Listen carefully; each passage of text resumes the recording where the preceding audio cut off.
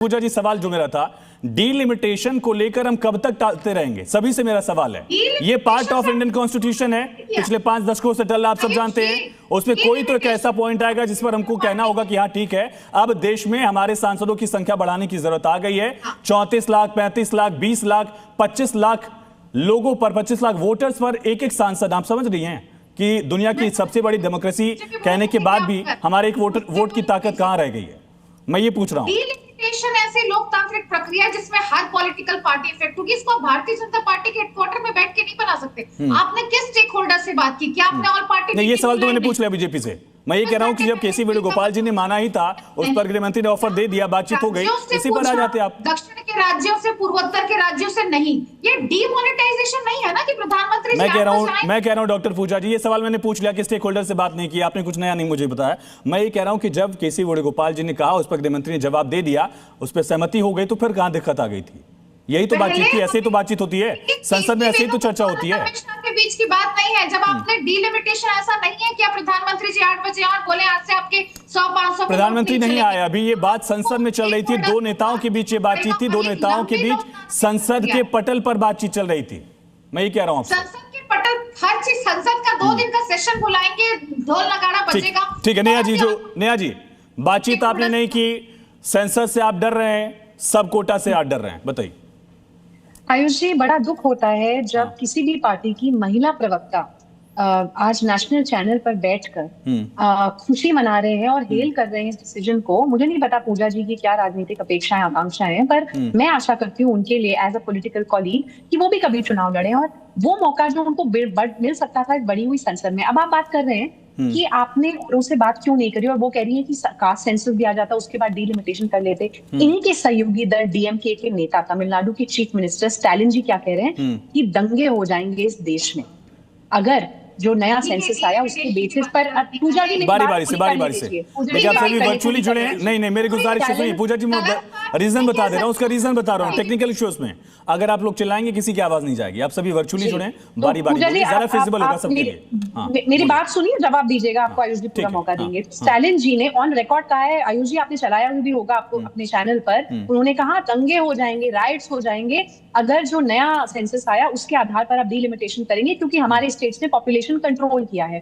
और आज की पूजा जी को ये आभास होगा कि आज जो हमारा डीलिमिटेशन हुआ है वो 11 के सेंसस के आधार पर नहीं हुआ है। और आज जो फॉर्मूला सेंटर लेके आया था, सरकार लेके आई थी, वो जो फेयर रिप्रेजेंटेशन का कॉन्सेप्ट है, बाबा साहेब ने जिसको हमारे संविधान में एम्बेड किया है, उसको आगे बढ़ाते हुए 50% प्रोपोर्शनेट रिप्रेजेंटेशन हर स्टेट के लिए बढ़ाया जा रहा था। आयुष जी, आप कह रहे हैं कि और पार्टियों से बात नहीं की, किससे बात करें? जब महिलाओं के अधिकार और वोट बैंक आमने सामने आते हैं तो राजनीति जीतती है। ये तो हम शाहबानो केस में देख चुके हैं। उसके बाद इनके सहयोगी दल के सांसद वहां खड़े होकर बिल को फाड़ चुके हैं कई दशक पहले। उसके बाद जब ये बिल इंट्रोड्यूस करने की कोशिश की गई है, तब चाहे वो मुस्लिम महिलाओं के आरक्षण की बात हो, वो सपा के सांसद कह रहे हैं, ओबीसी महिलाओं के आरक्षण की बात हो, वो भी इनके सहयोगी दलों के सांसद कह रहे हैं। तो कोई भी, आयुष जी, इनमें से कोई भी महिलाओं की बात कहाँ कर रहा है, मुझे बताइए। अभी अंजुम जी बड़ी अच्छी बात कर रही थी, सपा बात कर रही है मुस्लिम महिलाओं को आरक्षण देने की, लेकिन अपनी उनकी जो सांसद है, मात्र एक महिला सांसद है मुस्लिम समाज से जिनको उन्होंने टिकट दिया है। क्यों नहीं अखिलेश जी आगे आकर? नहीं, फिर नेहा जी ये हो जाएगा कि किसकी पार्टी में महिला अध्यक्ष कितनी रही हैं, कितने प्रधानमंत्री हुए, सारा ये आंकड़ों का खेल सबकी तरफ से चलता रहता है। सीमा मलिक जी भी हमारे साथ जुड़ चुके हैं, एनसीपी शरद गुप्त से स्पोक्स पर्सन है। सीमा जी, सवाल वही है कि ठीक है, आपको सब कोटा चाहिए था, आपको मुसलमानों के लिए आरक्षण चाहिए था, मुस्लिम महिलाओं के लिए आरक्षण चाहिए था, ये सब जब आपकी सरकार आएगी कर लेते आप। अभी महिला आरक्षण पर सहमति बनाकर आगे बढ़ जाते, बाकी वादे जो आपके थे वो आप पूरा कर लीजिए, इनका जो वादा था ये वो पूरा कर रहे हैं। सीमा जी, देखिए, महिला आरक्षण पे सबकी सहमति है और सही, ये बिल पहले ही पास हो चुका है। फ्रैंकली जो बात है आज आपको अचानक याद आती है, 3 साल के बाद अचानक आप एक सेशन बुलाते हो स्पेशली, एंड आप 72 आवर्स में want to decide the fate of the हर चीज के बारे में। यू वांट टू अटैक जो फेडरल स्ट्रक्चर है उस पर आप अटैक कर रहे हो। You want to divide this country, देश की एकता और अखंडता को आप डिवाइड करना चाहते हो। कैसे देश की अखंडता इससे डिवाइड होती है, समझाइए जरा सीमा जी। बिल्कुल डिवाइड होती है। देखिए ये तो एक बिल्कुल मानी हुई बात है। आप लास्ट में आप बोल देते हो 1 घंटे पहले की, अगर आप कहिए तो मैं चेंज कर दूं, तो आपने पहले क्यों नहीं बिल में रखा? आप क्या कोई जेपीसी या कोई स्टैंडिंग कमेटी ये सब चीजें होती है ना?